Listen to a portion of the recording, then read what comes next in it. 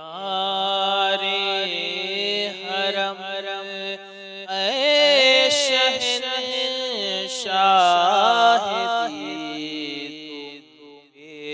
ہر دم دم کروڑوں درود و سلام ہو نگاہ کرم ہم کے سلطان دی تمہیں ہر دم دم کروڑوں درود و سلام۔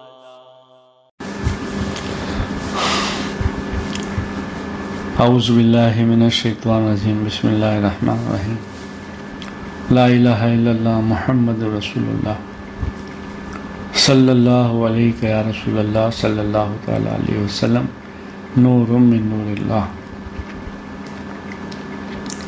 قرآن و حدیث کی روشنی میں نجاشی کے دربار میں کفار مکہ کی آخری کوشش۔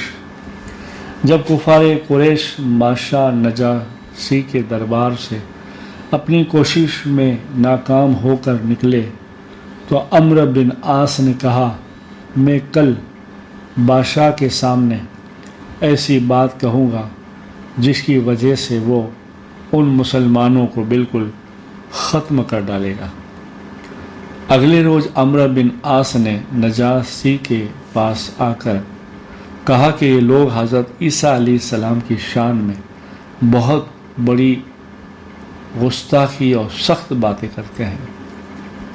نجاشی بادشاہ عیسائی تھا، اس نے صحابہ رضی اللہ تعالیٰ عنہ کو بلایا اور پوچھا، تم لوگ حضرت عیسیٰ علیہ السلام کے بارے میں کیا کہتے ہو؟ حضرت جعفر رضی اللہ تعالیٰ عنہ نے فرمایا، ہم وہی کہتے ہیں جو ہمارے نبی علیہ السلام نے، ہمارے نبی صلی اللہ علیہ وسلم نے فرمایا۔ حضرت عیسیٰ علیہ السلام اللہ کے بندے اور اس کے رسول تھے اور خدا کی خاص روح اور خاص کلمہ تھے۔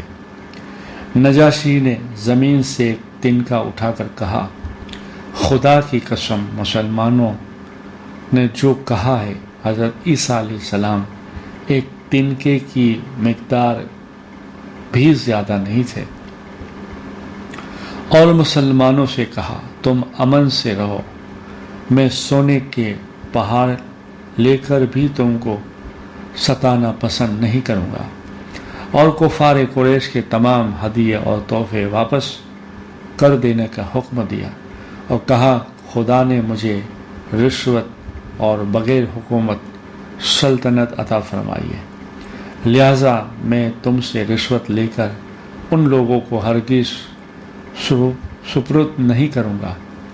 دربار ختم ہوا، مسلمان بخوشی واپس ہوئے اور قریش کا وفد ذلت و رسوائی کے ساتھ ناکام لوٹا۔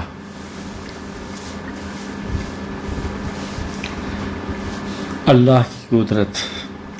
قرآن کے بیان کے مطابق خدائی کا دعویٰ کرنے والے فرعون کی نافرمانی جب حد سے بڑھ گئی تو اللہ تعالیٰ نے سمندر میں ڈبا کر ہلاک کر دیا اور ساتھ ہی یہ اعلان کیا کہ اس کی لاش کو آنے والے لوگوں کے لیے عبرت بناؤں گا۔ چنانچہ محققین کی رائے کے مطابق فرعون کی لاش سن 1881 میں سمندر سے ملی، جو تقریباً 3116 سال بعد سمندر سے نکالی گئی اور اتنی لمبی مدت گزرنے کے بعد بھی لاش کو گلنے سڑنے سے محفوظ رکھا، جو آج بھی مصر کے میوزیم میں موجود ہے۔ آخر وہ کون سی ذات ہے جس نے سمندر میں بھی اس کی لاش کو محفوظ رکھا؟ یقیناً وہ اللہ ہے، وہ ہمارا اللہ ہے، اللہ ہی کی ذات ہے۔ سبحان اللہ۔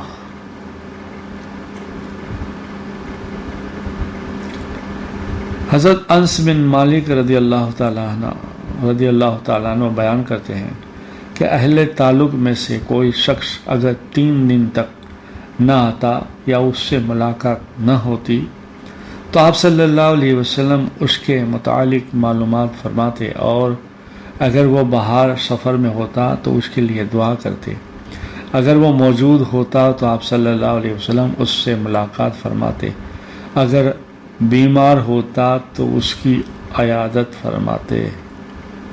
کتاب مسند ابی یعلا، حدیث نمبر 3335۔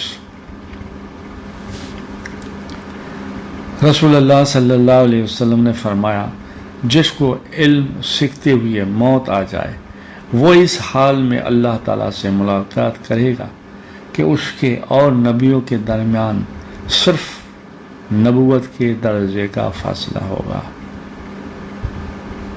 اس کے اور نبیوں کے درمیان صرف نبوت کے درجے کا فاصلہ فرق ہوگا۔ سبحان اللہ، یعنی علم دین سیکھتے ہوئے وفات پا جانا، مر جانا۔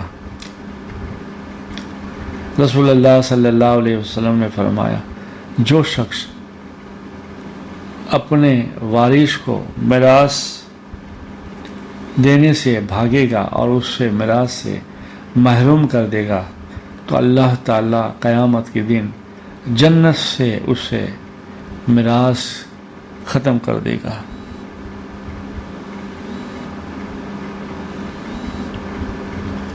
کتاب ابن ماجہ، حدیث نمبر 2703، روایت حضرت انس بن مالک رضی اللہ تعالیٰ عنہ۔ رسول اللہ صلی اللہ علیہ وسلم نے فرمایا، قیامت قریب آ چکی ہے اور لوگ دنیا کی حرص و لالچ اور اللہ تعالیٰ کی رحمت سے دوری میں بڑھتے ہی جا رہے ہیں۔ خلاصہ، قیامت کے قریب آنے کی وجہ سے لوگوں کو نیکی کمانے کی زیادہ سے زیادہ فکر کرنی چاہیے، لیکن ایسا کرنے کے بجائے وہ دنیا کی لالچ میں پڑ کر اللہ کی رحمت سے دور ہوتے جا رہے ہیں۔ کتاب مسند درک، حدیث نمبر 7917، روایت حضرت ابن مسعود رضی اللہ تعالیٰ عنہ۔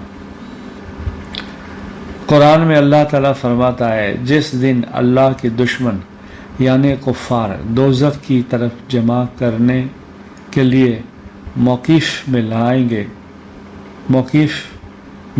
جائیں گے، پھر وہ روکے جائیں گے تاکہ باقی بھی آ جائیں، یہاں تک کہ جب وہ اس کے قریب آ جائیں گے تو اس کے کان اور ان کی آنکھیں اور ان کی خال اور ان کے خلاف ان کے کیے ہوئے اعمال کی گواہی دے گی۔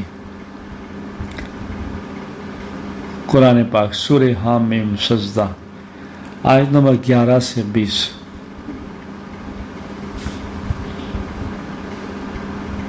قرآن میں اللہ تعالیٰ فرماتا ہے، تم صبح و شام اپنے رب کو اپنے دل میں گڑ گڑا کر ڈرتے ہوئے درمیانی آواز کے ساتھ یاد کیا کرو اور غافل میں مت رہو اور غافلوں میں سے مت ہو جاؤ۔ قرآن پاک سورہ اعراف، آیت نمبر 205۔ جزا اللہ سیدنا محمد صلی اللہ تعالی علیہ وسلم ما ہوا اہلہ۔